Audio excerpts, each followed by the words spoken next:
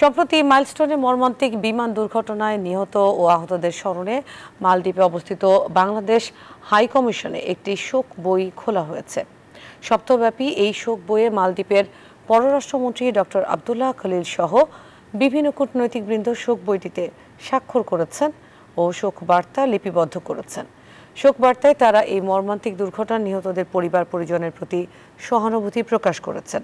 জাতিসংঘের আবাসিক সমন্বয়কারী ওয়ার্ল্ড হেলথ অর্গানাইজেশন প্রতিনিধি সহ দেশটিতে অবস্থিত জাপান, চীন, সৌদি আরবের রাষ্ট্রদূত, শ্রীলঙ্কায় ভারপ্রাপ্ত হাই কমিশনার বাংলাদেশে বিমান দুর্ঘটনার জন্য শোক বইতে স্বাক্ষর করেছেন।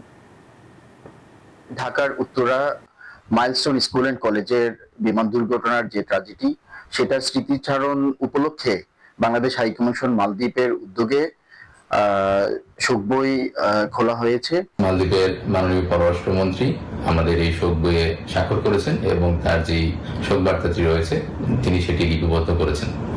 আমাদের সপ্তাহব্যাপী এই শোক বইতে যারা এই দুর্ঘটনায় নিহত এবং আহতদের জন্য শোক প্রকাশ করেছেন তাদের সকলকে জানাচ্ছি অনেক অনেক শুভেচ্ছা।